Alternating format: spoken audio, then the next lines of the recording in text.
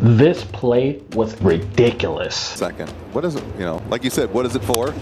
But everyone knows what a play here. Backhanded Arenado robs his buddy Trevor Story. This guy is worth the price of admission because of plays like this. I mean, that is just ridiculous. Which brings me to the question of the day. Is Nolan Arenado cheating, or is he really that good? But before we answer that question, let me give you 3 ways in which this possibly could happen. As a former player, and I played with the St. Louis Cardinals, the A's, Reds, and Twins, I'm gonna give you a behind the scenes perspective. So if you're a young player, you can use these skills to get better. And if you're a fan just loving the game, you'll love to hear the insight. So the first way is actually knowing the pitcher. Now, what do I mean? Well, Adam Wainwright is on the mound. He throws a sinker and he throws a cutter, he throws a curveball, he throws a changeup as well. But he's known to get ground balls. So if you're a third baseman, any right-handed hitter, there's going to be a good chance that they might hit you a ground ball because he's throwing that sinker into him. And if a right-handed hitter gets on top of that and tries to turn on that ball, it's going to be a ground ball to you. So Nolan Arenado could play a little bit more towards the line, which you see in this video right here as he's playing towards the line, to get that advantage and put himself in the best place so he can make that ridiculous play. Price of admission because of plays like this. I mean, that is just ridiculous. Now, if you're a young player out there, knowing your pitcher, knowing what he throws, where he throws it, that will help you a lot into where you can position yourself so you can give yourself the edge. This helped me so much in my game.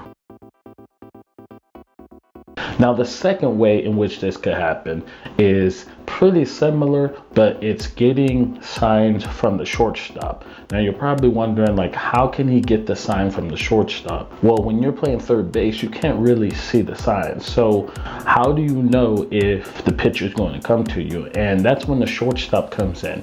When I was playing at UCLA, Brandon Crawford was the shortstop, and we had this thing that we did. And every time that he did it, I would get ready because there's a good chance that they were going to hit the ball to me. So what did we do? Well, he would go, yeah, I know that sounds ridiculous. And the umpire would be right next to me and be like, what is going on? But that was the sign to let me know that a sinker was coming, or an all-speed pitch was coming, or something that would allow me to be ready so I can be mentally focused to get that play. Now, I'm not going to say that the shortstop for the Cardinals is doing that, but this is a way that he can get the leg up and give himself the chance to be ready to make that ridiculous play. Is it for?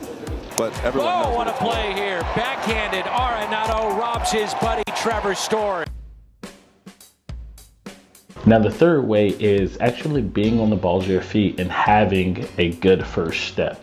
This is so underrated as an infielder. No one talks about that first step, but it's so important, whether or not you're getting a in-between hop or getting the right hop. And as we can see right here, you see how when the ball is hit, he is ready. He's on the balls of his feet. He jumps. He's soft on his feet. And this allows him to take that back step to give himself an angle to see the ball longer so he can make this ridiculous play. Now, if he was flat-footed, he wouldn't be able to make this play. And this ball would eat him up. He would be confused on what to do. And since he was soft on his feet, he was able to time the ball up at the right time and be ready to just, attack that baseball and get the right hop. It's almost like a boxer. And this is something that I wanted to give you young players out there.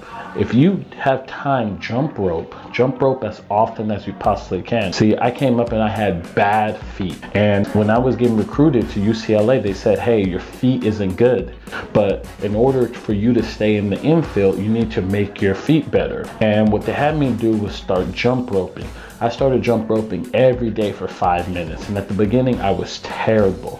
But I learned to get better. I got better, and that helped my first step and helped me stay in the infield. And I was able to play third base, shortstop, second base. I played all over. So if you're a young player out there, work on that. Get a good first step.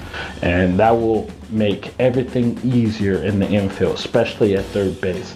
Third base, we just think that we can be flat-footed. But if you have a good first step and a quick first step, you'll be able to start making plays like Nolan Arenado. Which brings me to the question of the day. Is he cheating or is he that good? Well, you already know the answer to that. He's that good. Thank you for watching. This is a breakdown. I have fun with this. Let me know your thoughts. Do you believe he's that good or is he cheating? Comment below. Thank you guys. I'm out.